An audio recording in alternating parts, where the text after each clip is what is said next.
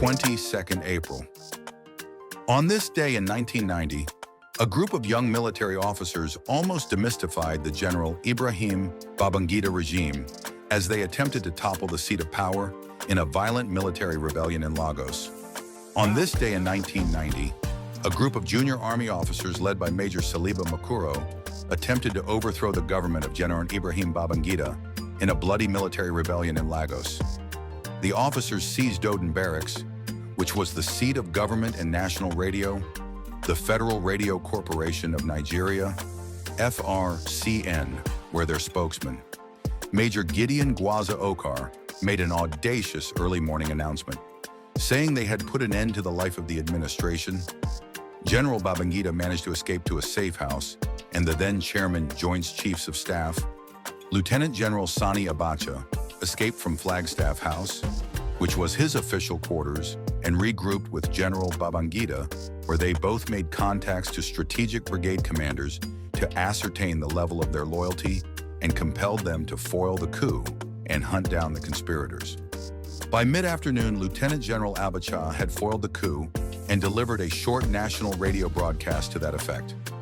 A special military tribunal, which was set up immediately after the rebellion and headed by Major General Ike Nwachukwu, court-martialed over 800 serving and retired military personnel and civilians and sentenced 10 commissioned officers, who include Major Gideon Gwaza Okar, Captain Harley Impere, Captain Perabo Dakolo, Captain A.A. Nunju, Lieutenant A.E. Akogan, Lieutenant Nicholas Odi, Lieutenant Cyril Ozualor, Lieutenant Eni Odeji, 2 Lieutenant A.B. Omokoro, and 2 Lieutenant E.J. Ejisuku, to death by firing squad alongside 59 non-commissioned officers. The plotters were executed in batches. The first round of executions were carried out on the 27th of July, 1990, while the execution of other batches took effect later. The original ringleaders, Lieutenant Colonel Gabriel Anthony Nyam and Major Saliba Makuro, escaped being arrested and were declared wanted. Others who were also declared wanted for the part they played during the unfortunate incident were Lieutenant Emmanuel Okekumatalo, Major T.O. Edoja, Major C.O. Obahor, Captain T. Tolafari, and civilian businessman Mr. Alex Egbe and Great Ogboru.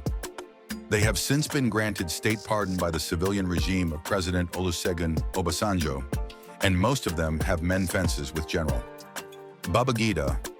Lieutenant Column Nayam said if the coup had succeeded, the group had targeted some key Nigerians for appointment into an interim national government, which was to ensure a proper transition program to civilian rule.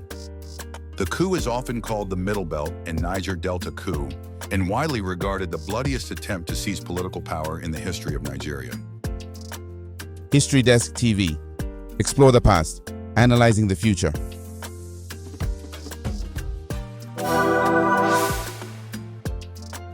April.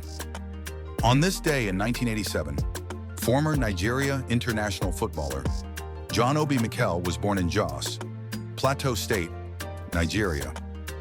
On this day in 1987, a Nigerian professional footballer who played as a midfielder for Turkish club Trabzonspor in the Turkish Superliga and a former captain of the Nigeria senior national team, the Super Eagles, John Michael Nchekwube Obinna, also known as John Obi Mikel, was born in Jos, Plateau State, north-central Nigeria. Mikel started his football career at the age of 12 with grassroots coaches Hajibi and Sharji at Junior Elkanami FC in Jos, and later Pepsi Football Academy. Obi was later picked to play for top-flight club Plateau United. He shot into international reckoning with Nigeria at the FIFA Under-17 World Championships in Finland in 2003, where he caught the attention of the watching world. After the tournament, he had a brief spell at Ajax Cape Town in South Africa, and later joined Lyn Oslo in Norway, from where he joined Manchester United in a highly controversial transfer process in 2005 and Chelsea in 2006. In the summer of 2005, Mikel played for Nigeria at the FIFA U20 World Cup held in Holland. He had an excellent tournament until Nigeria reached the final, where they lost 2-1 to Argentina.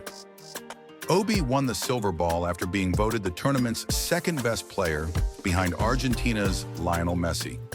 He was the captain of Super Eagles until his retirement following Nigeria's bronze medal feat at the 2019 Africa Cup of Nations in Egypt.